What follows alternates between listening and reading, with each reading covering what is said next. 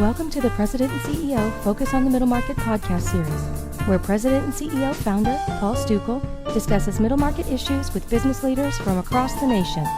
Today, in part one of a two-part discussion, Paul speaks with Con Leong, co-founder and CEO of data management firm ZL Technologies, about the ethical and privacy challenges surrounding big data.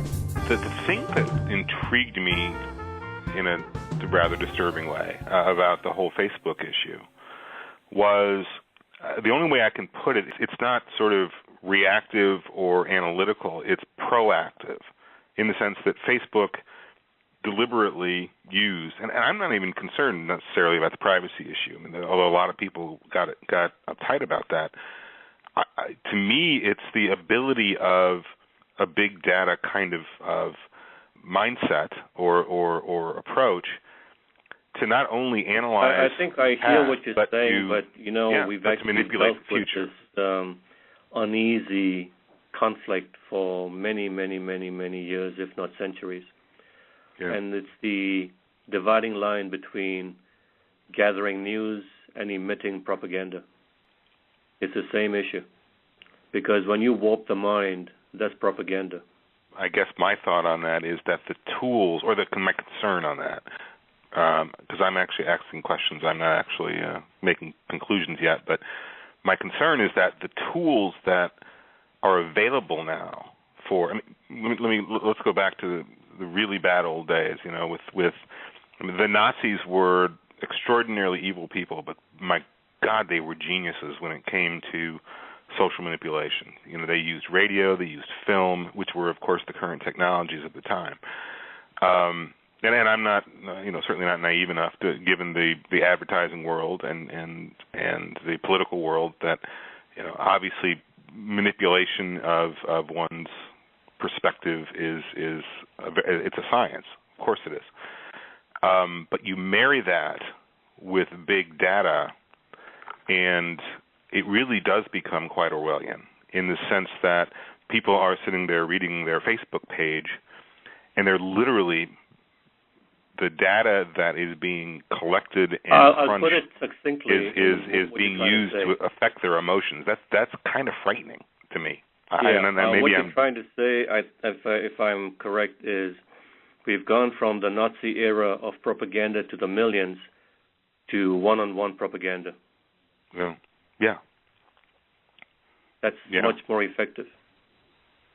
And the data then provides the ability to do that, because now you can really start pushing the appropriate buttons, as it were, on an almost one-to-one basis, or close to it.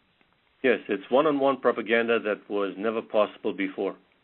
Now, which shouldn't surprise us too much, because we went all the way down to one-on-one marketing. Propaganda doesn't take that long to catch up.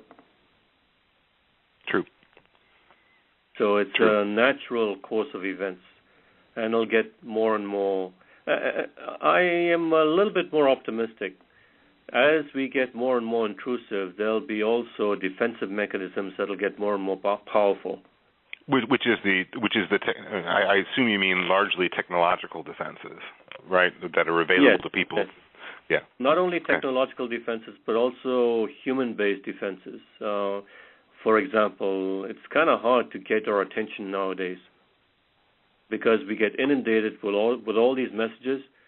We kind of it becomes just a dull roar, and there's nothing that sticks out anymore. Yeah, I don't remember the last time I clicked on a ad on the side. I don't see them. Right. You're right. You have to find different ways to communicate your message. And so you're right. I think there's always a very clear limit as to how intrusive technology can become, because the human mind will naturally self-defend. But it's a very interesting hypothesis as to how far this is going to go before the legislators or the populace saying enough is enough. But on that score, you wonder what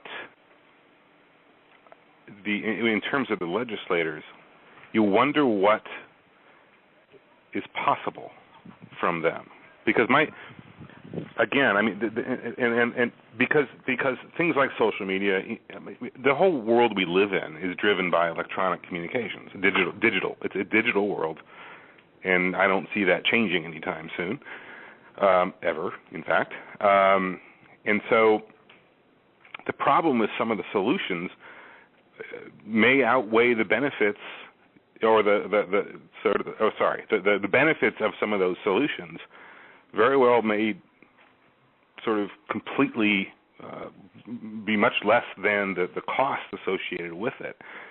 In the sense that we have become so digitally dependent. I just think of my own life, and I'm relative to the populace in general. I'm much more savvy about these things than most, and yet, I do have the sense that there is constant information being developed on me, analyzed on me, and as you point out, there are people out there, whoever they may be, who know everything about me, or damn near everything about me. But what's the solution to that? I can't stop being digital. I'm still going to be digital out there. Because that's 99% of my communication is digital, even this phone call. So it's just intriguing to me that, or I don't know, intriguing, disconcerting, whatever. I'm not sure what a regulatory environment could ultimately do without killing the baby in the back, killing the golden goose. I just don't. I don't know. You sound like you're more optimistic than that. I am very optimistic because we are highly adaptive creatures. We are better than cockroaches. We survive even better than they can. We are, I think, the most successful pestilence on this planet. That's optimistic. Okay, I'm going to quote you on that, my friend. That's going on a T-shirt, my friend. Even if they exploded every warhead on the planet simultaneously, I'll bet you millions of us will survive somehow. Yeah. Yeah. We are very resourceful when we need to be, and we will repopulate the planet. Right. So I hope it doesn't get to wide swings, and we try to keep the pendulum within a certain range.